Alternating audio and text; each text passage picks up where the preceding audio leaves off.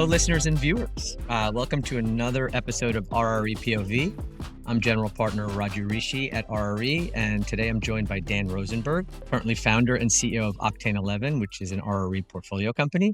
He's also a multi-time startup guy and a very good friend. So let me just start by saying that although we've done many prior podcasts, this is our first inaugural video podcast. And I'm happy to have Dan on here because he's a very good-looking guy. I had to prepare differently. Wore a shirt and pants and, kind of had to fix up the background. And strangely, I put on cologne today, just because that's my, when I'm prepping, that's what I do.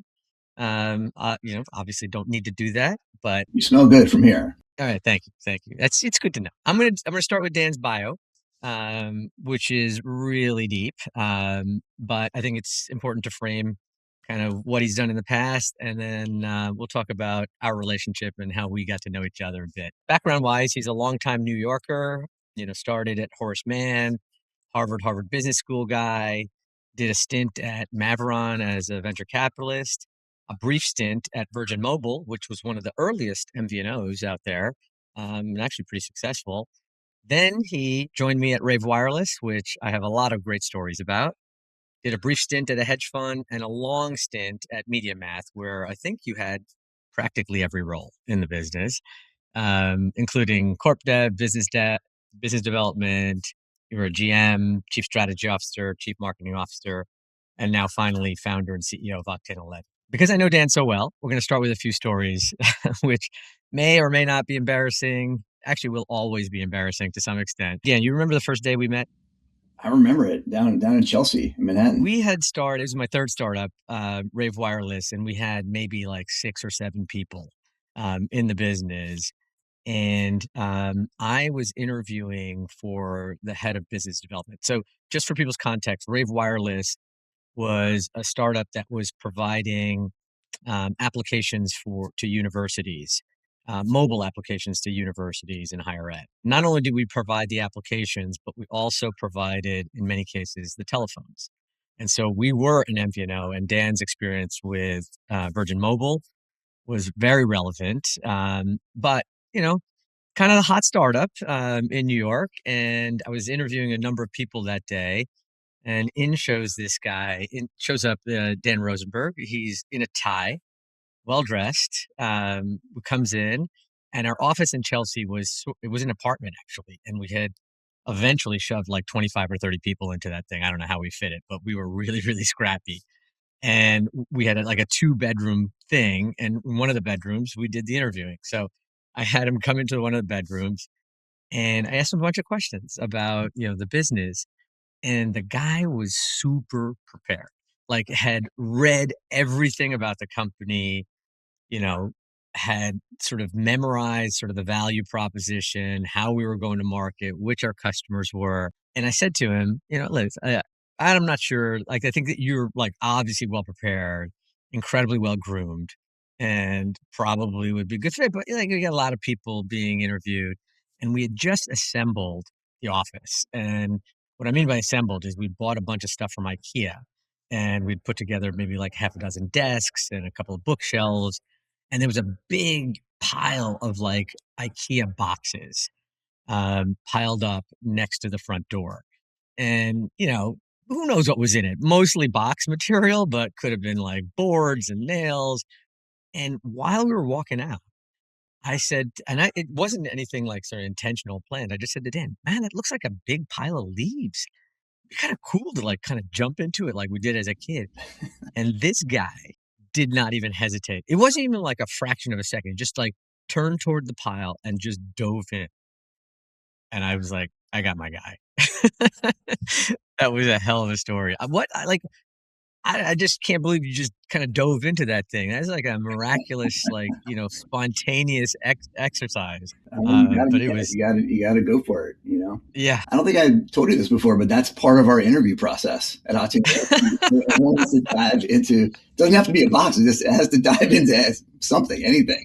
It's something crazy. That was remarkable. It was really spectacular. Actually, I was like, I didn't expect it. And I just basically looked at Dan and I said, you got the job, man. That's crazy.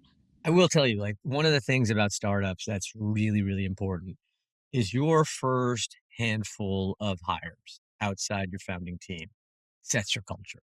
And this guy was the epitome of a person you wanted on the team. Just like had a startup founder mentality and willing to do anything. I think you basically had every job at Rave at one point because every time we had a gap, Dan, you got to be the head of hiring. And he just took it on and did that as well. I appreciate it. It's true. I Um, mean, those like early hires are just so, so critical that, the early team and have to be just willing just to do whatever it takes.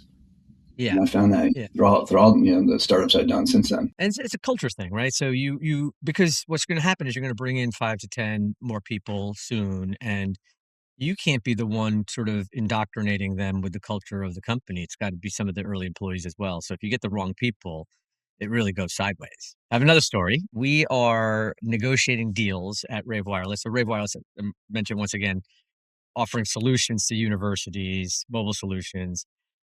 Those solutions are pre-iPhone, actually, and so there weren't a lot of devices that could handle, a complex application, and so sometimes we had to, when people rolled into the university, we had to give them phones. Part of that is you create a university phone, and we had like, Montclair University phone, and we had University of Florida phone, a bunch of different ones out there, and we would have to negotiate deals with officers at Nextel and Sprint. We coined this term. I don't know if we coined it, but it was like the designated drinker.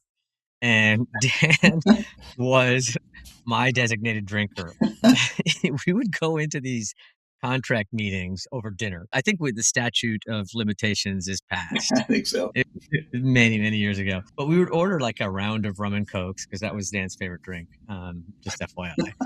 And we would get 3 of them. It would be one with the officer from the carrier. Dan and I would get one. And when the guy across the table wasn't looking, Dan would swap his finished drink with my full drink. And he would take 2 for 1 with the executive, and I would have 0.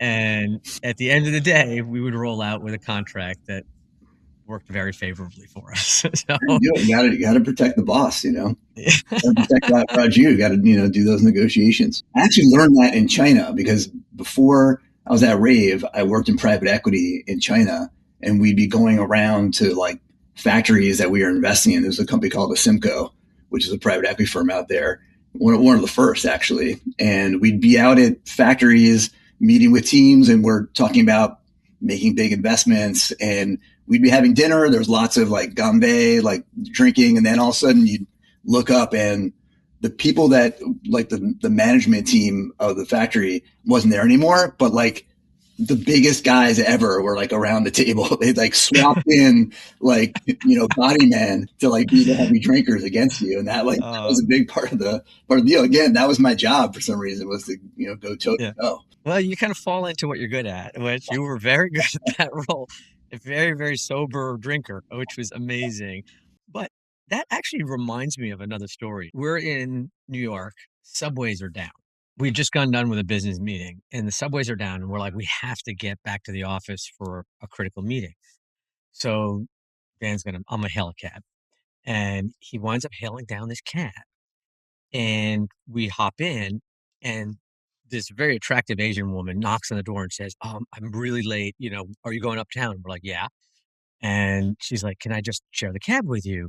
And she jumps in the cab, and I'm like, okay. So, it's no big deal. We're like all 3 of us going the same way. And she's open. She mentions a couple of things, mentions she's Mongolian, and Dan breaks out in fluent Mongolian to her. And I'm like, what the hell is going on? This is the guy. This is the guy, jack of all trades. But that was Gotta be amazing. prepared. Yep. Yeah, you gotta be prepared. Anyway, I could talk all day about these experiences that we've had together. In fact, I will actually jump in, as we talk about additional moments that we've had together. But I'll tell you that crowd that we had at Rave was pretty spectacular. That was an unbelievable company. The roster, I don't know, yeah, I'm sure you remember, like Trisha Hahn, my fitness pal and currently CEO of Misplay. We had Kai Bond, who's Courtside Ventures partner. Obviously, you've done multiple startups. Andrew Feigenson, Informed Data, Ted Sullivan, Game Changer, Nobu Nakagachi, who did Zola, and Roger Desai, Approved. That whole crowd went on to do multiple founding teams. Anyway, that was fun days. Okay, let's go to sort of the core of the lessons that people want to learn. One core lesson you got to learn is like, if you can ever work with Dan, do it. Like, that's a lesson here for listeners. That's good because we're hiring right now. So I love it. I love it. So I appreciate Do that. not hesitate. I'm not even kidding. You will learn a ton from this guy. And he's just like got a litany of experiences, but he'll surprise you every day with things that have gone on. Okay, let's just jump forward. I know you've done a bunch at Virgin Mobile and Mavron and others, but let's move to MediaMath because I think it's the most relevant to where you are today, Octane11. And I know you did a whole bunch of things there, from business development to CMO to chief strategy officer, and you mastered sort of marketing and ad tech there. But the company had sort of an astronomic rise. I don't like to say meteoric. Meteors crash. I don't know why people say meteoric rise. It seems like an oxymoron, but anyway, had an atmospheric rise, let's just say it that way. Then it had, some decay. And so I'm sure you were there through a lot of that and would love to hear kind of some of your lessons. Let's start with a couple of the positive lessons, like what MediaMath did really well that, you kind of absorbed and, are putting in your toolkit for this startup and other things that you do in life. Yeah, I mean, MediaMath was an incredible experience. I mean, it was early in a big expansion in programmatic advertising, and Joe Zawadzki was a founder, and he kind of saw that happening in around like 2008 and said, okay, there's a couple of trends converging here, so we better, here's a big opportunity for the buy side, optimizing the buy side of advertising. And I think the first thing was like just assembled an incredible team. It was a lot like, what we talked about at Rave, like the people that we brought in were just incredible, just super committed, wanted to go the extra mile, like really cared. We didn't have like a churn and burn mentality. It was like, we're really trying to solve like real problems. And a lot of the thesis for MediaMath also was about like getting to the truth and like transparency, real business outcomes. And it wasn't about like, let's make a fast buck. And that was like created a culture where like we really kind of went the extra mile for customers. And that was huge. That was kind of like the blueprint. When I was there, I was maybe like 60, employee number 60, something like that. And we grew to about 750 people. And we did like the triple, double that you talk about for like, top tier SaaS companies. But it really started with like the blueprint of the people in those early days.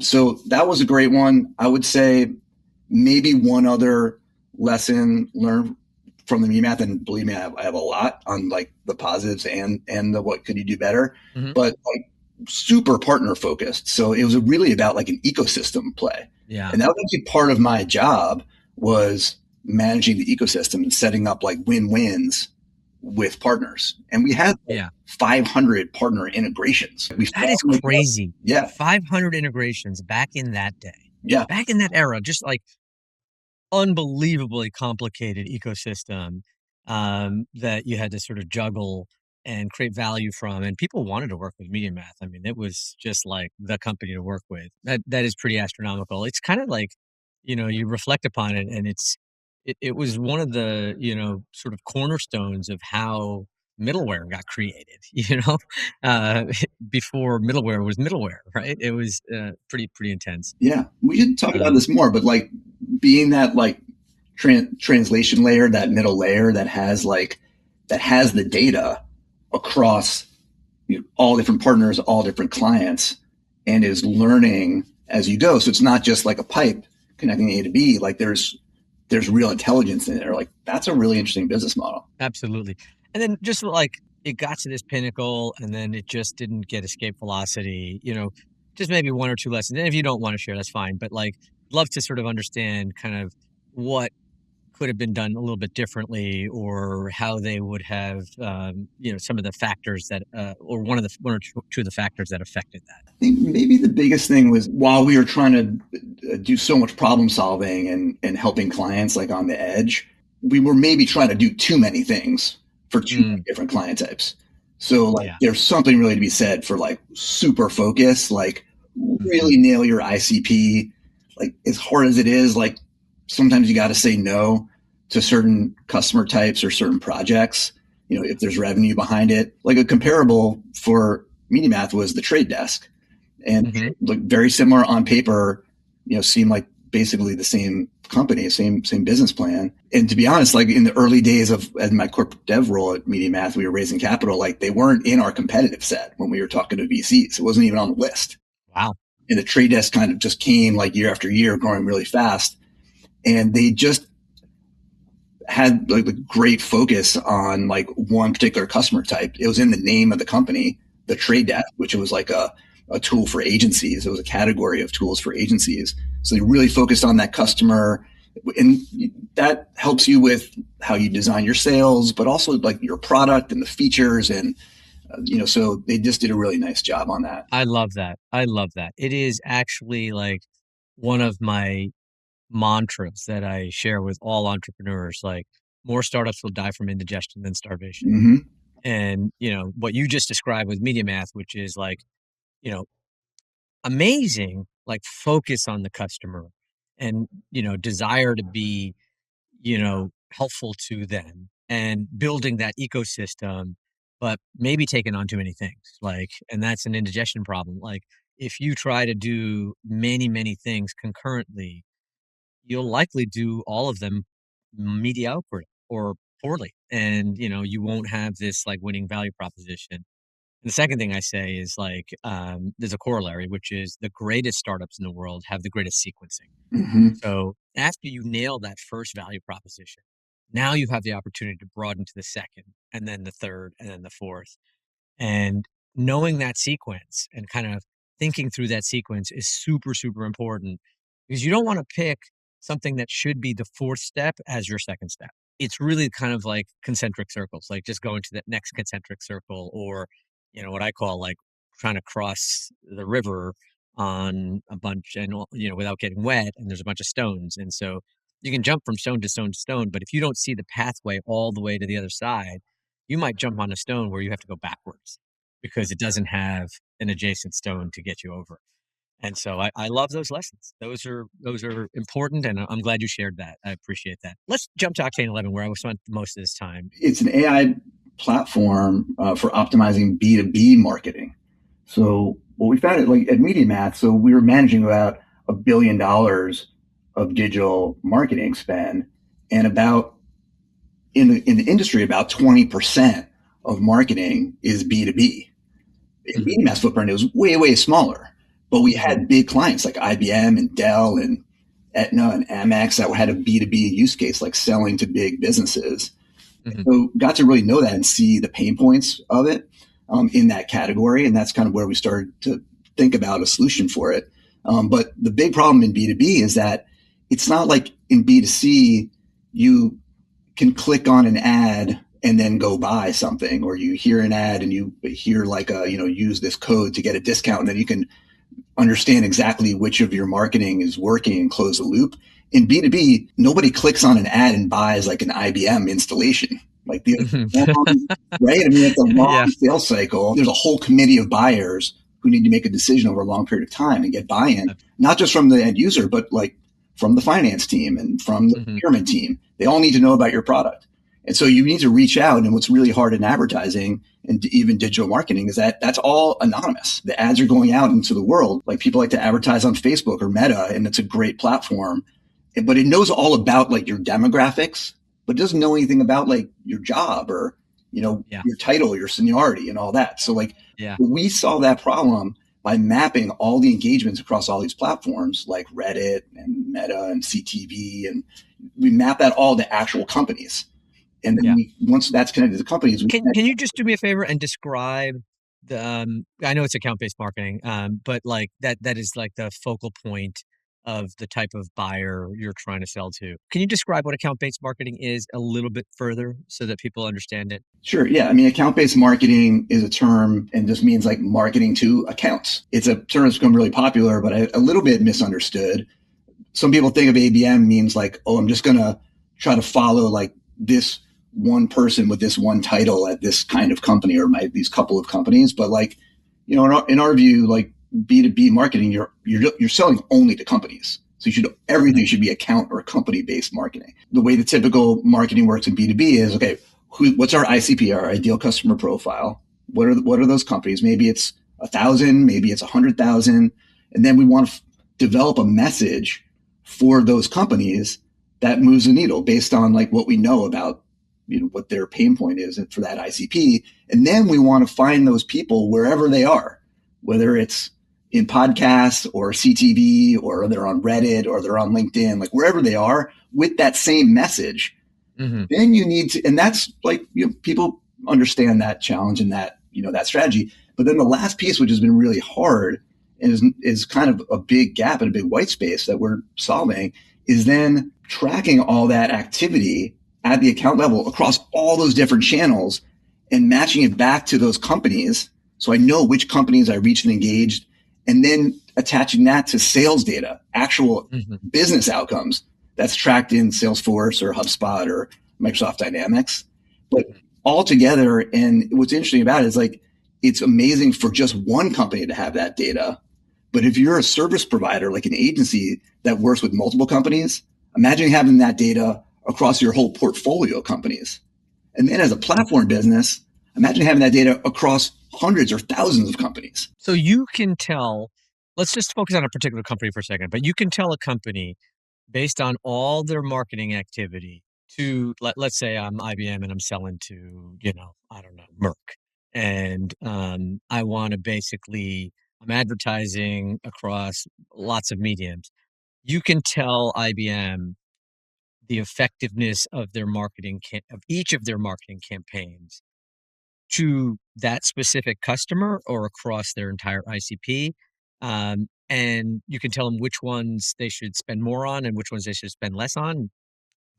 Is that correct? Yeah, absolutely. I mean, the real kind of unlock is taking what they call it in the industry, pseudonymous, means like it's anonymous, but there is some kind of identifier on marketing activity.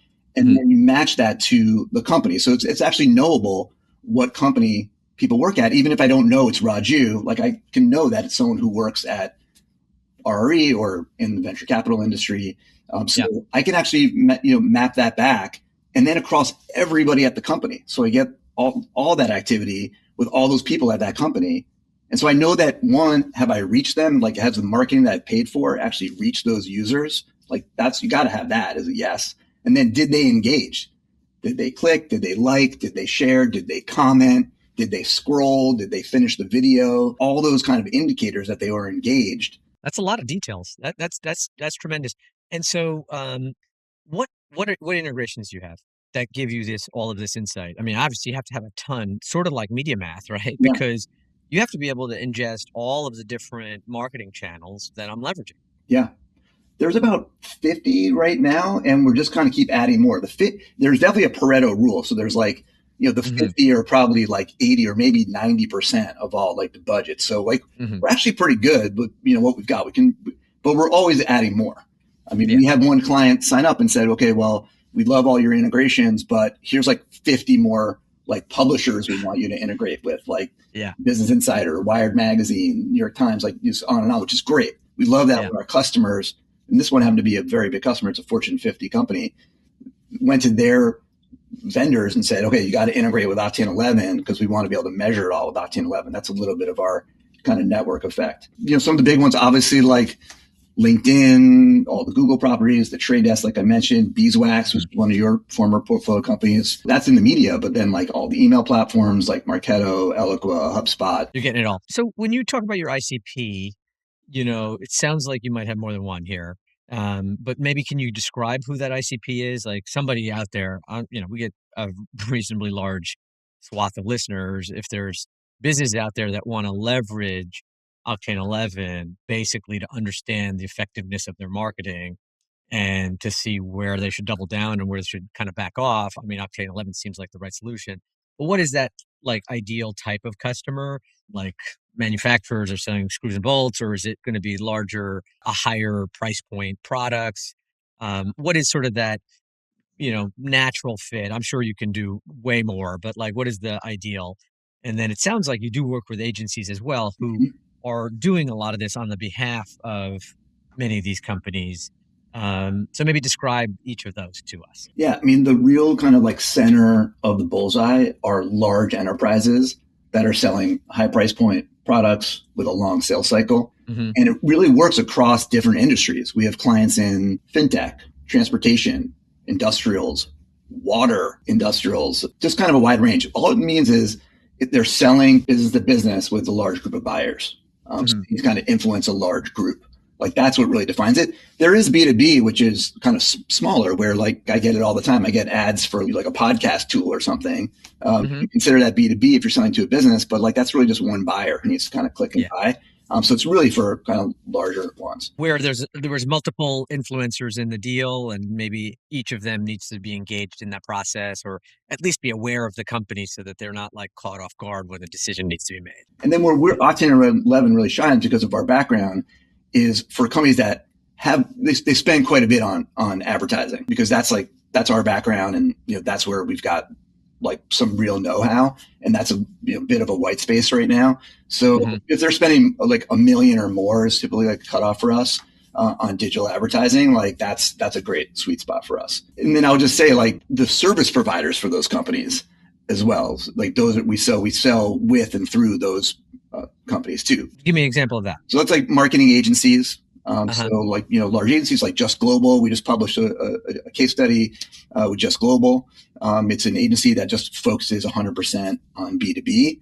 We actually just published a case study yesterday with them on the work that we did for a large software client on Reddit. Working with agencies is really big, but we also collaborate really well with media platforms. So we actually like go to market with Reddit. We co-promote with them, and then also with LinkedIn, because part of our product is helping to show the impact of their product on actually moving revenue. So that's a great partnership there. That's interesting. Yeah, that's super interesting. It's a great one. A lot of relevance here from MediaMath. It's really interesting. It's almost like you took the, sort of core capabilities that you were good at MediaMath and did exactly what you talked about, which is focus it on a particular domain, but broader than just ad tech. Obviously, you do marketing as well. And so we went deeper in one dimension, and then we went wider. Let's talk about AI, because like you cannot, like in today's world, like we're moving so fast with AI, like nobody wants to sort of like lock in on a particular relationship if they don't feel like the company is going to be leveraging AI down the road or even currently, and what their strategy is around it. How does AI sort of like blend into your platform, both inside the platform and maybe some of the things, if you can, that you're sort of thinking about down the road and the possibilities, because everything's a sequence here. Well, I wrote an article in HBR before I founded Octane11, which really kind of had the kernel of the concept. And it was about AI in marketing. Did it make the MIT magazine? Because I don't think so. I don't read the other one. I'm kidding. No, but the basic thesis was like the AI is going to be super powerful for marketing, obviously, but it's not going to be valuable unless you get your data in order. So you need all your data from all your channels synthesized in a way that the AI can act on it. And so like that actually was like the blueprint for the Octane11 business plan, is synthesizing the data and then applying AI. And so like that's where we've been building towards the whole time, just synthesizing the data across the channels, unified data model against companies and revenue and all that. And what's interesting really is like about a year and a half ago, we plugged in Gemini 1. Right now we're built on the Google stack. Plugged in Gemini 1. It was like, okay, good, but it wasn't like super smart. And so we said, okay, let's not build all like the tooling around like an AI experience right now. We just keep focusing on the data model, more data, more connections, better synthesis and all that, because we know the AI is going to keep getting better. And so 6 months later, Gemini 2, we plugged that in. It was like, still not great. Let's keep going. But, we know where the puck is going, and we're kind of like skating towards it. And then in November, Gemini 3 dropped, and we plugged into our platform, and it was like insane. First of all, it knows a lot about marketing right out of the box, but like plugged into our data and plugged into our knowledge base. So it's got, years of information about like how this works and the integrations and accuracy levels across different partners and cadences and all that kind of stuff. And so it's now incredible. Like our clients log in, we use it in the sales process. So like in our platform, just imagine We can get into a demo if you want. I'd love to. Yeah, I don't know if I'll have time for a demo, We but don't have time for I know you're so excited about this. I love that. It's just crazy. And, so we use it in the sales process. Our clients, day one, like they're just asking like the Octane11 AI assistant, like, how does this platform work? And it just will lay out like an education series for you. So it's like great for onboarding new customers. Like, what are my insights? Write an email summary to the team about what happened last week. Send an email to the sales team to say like, these are the top accounts and why, and what you should talk to them about. And it's just getting better and better. You ask like, where is it heading? And the AI right now will make recommendations. Like, what should I do next? I mean, you can ask it to, but it kind of already does, because every answer it gives you like a, would you like to do this next? Yeah. Interesting. I recommend if you've got another $100,000 of budget, spend it on these audiences, on these channels with this creative. Yeah. And like the protocols to then connect that into the other platforms is evolving very rapidly. I see. So then it moves from recommending to actually executing. Yeah, it can with human in the loop. A lot of our clients or agencies, like they'll have the opportunity to take advantage of that, or not. But like that's really coming, and there's a protocol emerging now, which is kind of a spin on an MCP, which is the Model Context Protocol, which is kind of the general API for AIs and LMs to talk to each other, to talk to data platforms. But there's a version there's a working group building an ad CP, which is it's an MCP that's particular to advertising industry. So it's not too hard to imagine like our MCP talking to the ad CP. If you look at industries that can be absolutely impacted by AI in a positive way, this is definitely one of them. And I love the fact that your audience is you've isolated it, right? You said, look, it's B2B spend. It's people who have a certain level of spend and a product that, is a pricier price point with a longer sort of sales cycle. But more importantly, like you're basically the owner of their data, both internal and external. Like you're grabbing it all. And so that is a giant moat in terms of the business. And then you're applying sort of like generalized AI. Is there anything sort of unique that you slant the AI toward? Is there a small language model sitting inside of Octane11 that's sitting there saying, hey, I'll use Gemini for X, Y, and Z, but like some of this core thinking, we're just capturing, and we're going to get smarter and smarter as we work with more and more clients and agencies? Or maybe you don't want to divulge that. I mean, it's up to you, but like, it's a great question. I can definitely see us going that way. There is a ton of training that we do to the models, and it's mostly in the instructions we've accumulated over time in that knowledge base and in our documentation. That's like makes it smarter and smarter. In terms of like the selection of the LLM, like we built with Gemini mostly for convenience. It's outstanding, and Gemini 3 is great, but like you are seeing, I wouldn't say divergence, but maybe just kind of like one-upsmanship on the different models. Now, like I'm going crazy on Claude. Like I don't know if you saw, but I built a video game using Claude. That's like it was more of like a promotion for Octane11. I said, well, can you create like a tech mobile game that's like a B2B marketer? They have to collect data, match it to companies, build reports, get AI insights, and that's how you win. Like office worker or like restaurant worker, one of those it's like a sim, right? Yeah, that sort of thing. And you can throw reports, you can shoot reports, you got to dodge the baddies. I made that in like the first version, like literally 1 minute on Claude. That's crazy. I mean, that's just to say like Claude is definitely doing some interesting things that others. I mean, I've talked about this on previous podcasts. I mean, we're living in an era where the internet and AI are very similar in nature, in the sense that, they're both query-based architectures, and, you basically ask for something. In the case of the internet, they're just finding links and providing them to you. In the case of AI, they're performing some intelligence and deciphering and maybe even some creative. But the platform companies are all trying to outcompete one another, like they did in the internet. And, you basically had Excite and Lycos and Alta Vista and Ask Jeeves and Yahoo and Netscape and Mosaic and Firefox, and they're all building the same functionality. But there isn't a lot of, true differentiation. You might be better at one point in time. Mm. That is great for companies like Octane11 Yeah. and application companies, because you can leverage the most inexpensive, you can leverage the best performing at any given time, depending upon what you're trying to accomplish. So it's basically like a really powerful way for a company that, like Octane11, that has the relationships with the agencies and the enterprises and has access to their data and is accumulating that level of moat to use and utilize, LLMs for, relatively generic purposes. Yeah. That's kind of what I'm saying. But as long as, you're maintaining that training data and you're getting smarter about what you're asking and how you're asking it. So really awesome. So just quickly, how do people get in touch with you if they're interested in your platform? The best place to find me is on LinkedIn. I mean, I'm on Okay. LinkedIn all the time. So Dan Rosenberg, or look up Octane11. But if they want to ping your company to go to their website, website's there. Play the video game.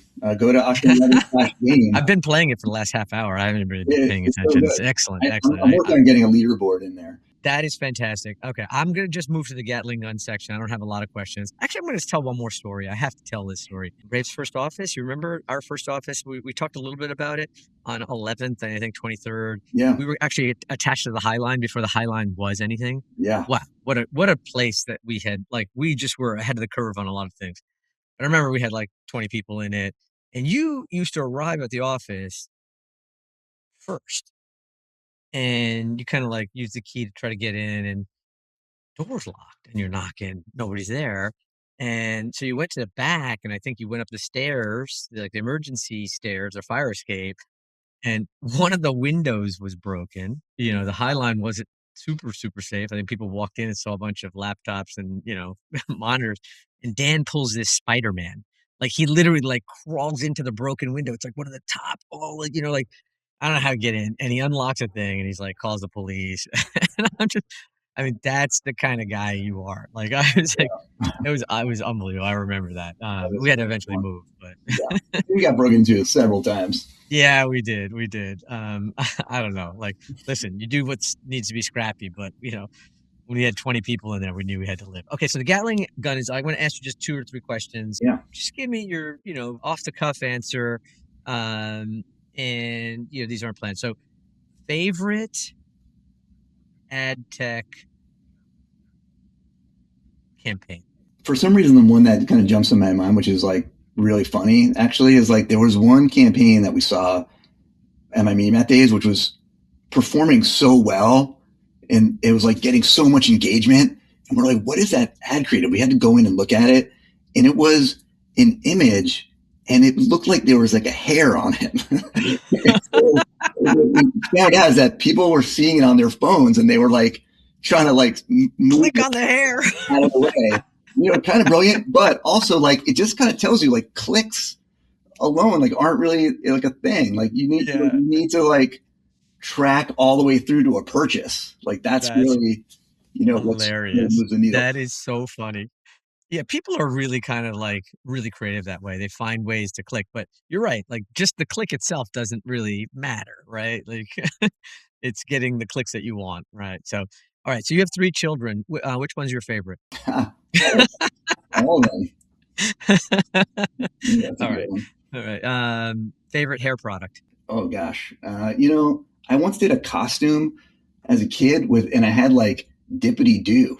I'd like drop my hair up, but like I haven't used hair products for a while. I would love the roundness of your head. Because I don't know, like if I shaved my head, I don't know what it would look like. I'm terrified of actually doing There's some new tech coming down the pipe that's like like silly putty that you can like. There's like a real sell for male pattern baldness, and like it's coming out in the next couple of years. So I'm gonna have great hair like you. Oh, you're going the other way. Okay, I'm going the other way, man. Yeah. I was trying to think maybe I'll go like less hair at some point in my life, and I'm just afraid. I'm afraid of what it will look like, and so I think like you'd have to like kind of use some kind of putty to like round it out. When I was in China, and something else we learned, there's an expression: less on top, more inside. Oh, I like that. There we go. Well, thank you so much, Dan. This was a wonderful podcast. Yeah, really fun. Just want to say thank the listeners for, chiming in, this time either by video or by audio, and we will see you again next time. Thanks all. Thank you.